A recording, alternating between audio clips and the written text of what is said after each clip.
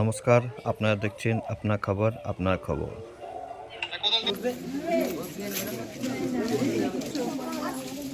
আরে ঠিক এক্ষুনি আসলাম।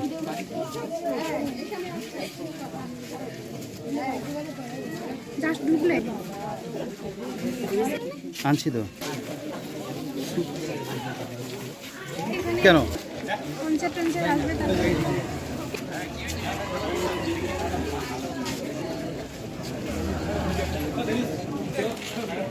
বলছিলাম কি হয়েছে দিদি? আমার মেয়ের সাথে 1.5 বছর থেকে সম্পর্ক। তখন বলেছিল যে হ্যাঁ আমাদের বাড়ির এই অবস্থা, বলছে ঠিক আছে তো আমি তো তোমার মা বাবাকে করবো না, তোমার হচ্ছে তোমাকে রেখে আমি বিয়ে করবো, ঠিক আছে। তারপর আমার মেয়ে বলছে দেখো আমরা গরিব, আমাদের সাথে তোমাদের তুলনা হয় না। তারপরে বলছে যে আমার মা বাবা রাজি না হলে আমরা পালিয়ে বিয়ে করবো। কিন্তু এখন আমার মেয়ের সাথে এই ব্যবহার করছে কেন? বলছিলাম আপনার মেয়ের সাথে এই ছেলের সম্পর্ক কয়দিনের? 1.5 বছরের। আপনি কখন জানতে পেরেছেন? আমি তো এই বাড়িতে আসার পর জানতে পারলাম যে আমার মেয়ের সাথে এই অবস্থা। কতদিন হলো জানা আপনার? আমার জানা হলো 2 বছর, 2 মাস হলো। আচ্ছা, তো এখন কি সিদ্ধান্ত নিয়েছেন আপনি? আমি চাচ্ছি যে আমার মেয়ের সম্মান করেছে তাকেই বিয়ে করতে হবে, ব্যাস। এর থেকে আমি আর বেশি কিছু চাচ্ছি না। বলছিলাম এই ধর্নার আগে ছেলের বাড়ির সাথে কি কথা হয়েছিল?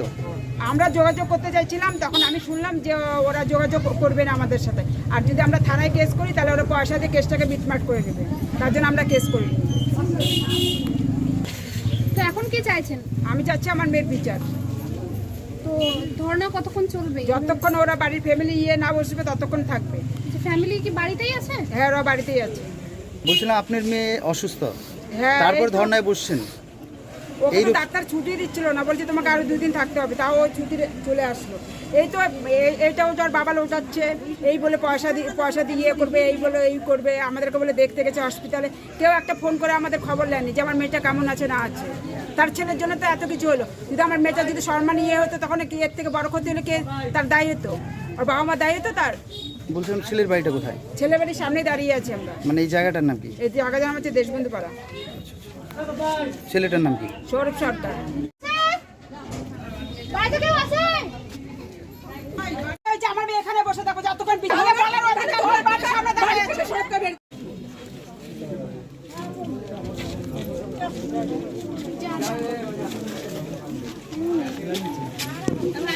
বলছিলাম কি ব্যাপার, কি ঘটনা করছে সেই বিষয়ে যদি বলো।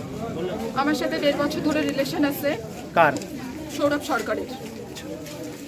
এখন হুট করে বলে কি রিলেশন রাখবো না, সম্পর্ক রাখবো না, বিয়ে করতে পারবো না। সেটা বললে তো হবে না, আমার সাথে যা হয়েছে ওগুলো কি ফিরিয়ে দিতে পারবে সব? বলছিলাম কতদিনের সম্পর্ক তোমার সাথে? 1.5 বছরের। আচ্ছা, তারপরে কখন এটা মানে এই পর্যায়ে পৌঁছলো? ওকে আমি বললাম যে আমাদের মধ্যে হয়েছে যখন এটা আমাদের মধ্যে সমাধান করে নিই। ও মানে ভালো কথাও বুঝতেছিল না। তারপরে আমি হসপিটালে ভর্তি ছিলাম, তাও একবারও খোঁজ নেয় নাই। তারপরে এইটা আমি করতে বাধ্য হইলাম। মানে কি করছো আজকে? আজকে আমি ধর্নায় বসছি। কোথায়? ওর বাড়ির সামনে। আচ্ছা, তারপর এটাই আমার সাথে যা হয়েছে আমাকে বিচার চাই। মানে এই মুহূর্তে তুমি কি চাইছো আর কি? আমি চাচ্ছি যে আমাকে বিয়ে করতে হবে। বিয়ের দাবিতে ধর্নায় বসেছো আজকে? বলছিলাম ইতিমধ্যে ওর পরিবারের সাথে কথা হয়েছে? ওর পরিবারের লোক বের হইতে হচ্ছে না। যার বিরুদ্ধে তোমার অভিযোগ রয়েছে তার সাথে কথা হয়েছে ও ইতিমধ্যে? আমার সাথে কন্ট্যাক্ট করার চেষ্টা করে না, ব্লক সেটা করে রাখছে। কতদিন থেকে বন্ধ রয়েছে? সেই 14 তারিখ থেকে। বলছিলাম এখানে ধর্নায় কখন বসেছো তুমি? আমি বসেছি 11টার দিকে। আচ্ছা, ইতিমধ্যে কাউকে বিষয়টি জানানো হয়েছে? না, বিষয়টি কাউকে জানানো হয়। বলছিলাম তোমার পরিবারে কে কে রয়েছে? আমি, আমার মা, আমার ভাই, আমার দিদা। ছেলের বাড়ির সাথে যোগাযোগ করেছিলে তুমি? কি বলছেন ওনারা? ছেলের বাড়ি থেকে আমাদের পাড়ায় খবর পাঠাইছে একজনের দ্বারা যে ওরা টাকা দিয়ে মানে সব শর্ট আউট করতে চাচ্ছে। কিন্তু আমি তো টাকা দিয়ে শর্ট আউট করবো না। ওরা আমি টাকা দেখে ভালোবাসি না, আমি ওর রূপ দেখে ভালোবাসি। আমি ওকে মানুষটাকে বিশ্বাস করে ভালোবাসি, তাহলে আমার বিশ্বাসের দাম দিক।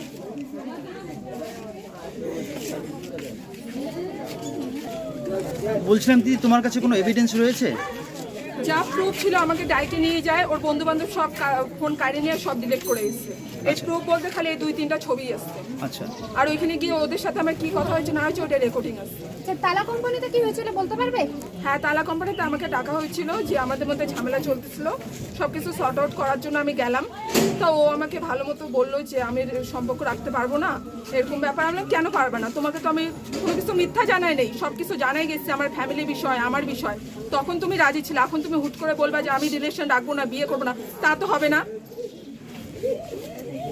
কে কে ছিল? সাথে ছিল কার্তিক, উজ্জ্বল, সৌরভ, আরেকজন ছিল। তারপর সেখানে কি হয়? ওইখানটা আমি মানে ওরা এমন এমন কথা বলছে, ওইখানে আমি সেন্সলেস হয়ে গেছি। তারপরে আমার কিচ্ছু মনে নেই। তারপরে তো আমি বলে অজ্ঞান হয়ে গেছিলাম ওইখানে। তারপরে আমাকে হসপিটালে ভর্তি করেছিল, হলদিবাড়ি থেকে ট্রান্সফার করেছে মেখলিগঞ্জে। আচ্ছা, কয়দিন ছিল ওখানে? ওইখানটা আমি 4 দিন ছিলাম। ডাক্তারবাবু ছুটি দেবে না, তাও আমি ছুটি নিয়ে আসি। কোনো যোগাযোগ করেনি হসপিটালে ছিলেন? না, দেখতে কোনো যায়নি? যোগাযোগ করে, দেখতেও যায় নাই। আর ওর বাবার মিথ্যা কথা লটাইছে যে আমাকে বলে দেখতে গেছে। এখন তোমার শারীরিক অবস্থা কেমন রয়েছে? এখন আমার শারীরিক অবস্থা একদমই ভালো না। আমার মেডিকেল দেখতে পারো, কাগজপত্র সব আসছে। কি বলেছেন মেডিকেল রিপোর্টে? ডাক্তার বলেছে যে এখন ছুটি হবে না, আপনি একদমই দুর্বল, শরীরে একদমই রক্ত নেই, তাও আমি ছুটি নিয়ে আসি। এই অবস্থায় তুমি অসুস্থ শরীর নিয়ে এখানে ধর্নায় বসছো, কি বলবা? কতক্ষণ পর্যন্ত চলবে এই ধর্ণা? যতক্ষণ পর্যন্ত ওর বাড়ির লোক বের হবে না, কোনো সমাধান হবে না এটার, ততক্ষণ পর্যন্ত চলবে। আপনারা দেখলেন আপনার খবর আপনার খবর।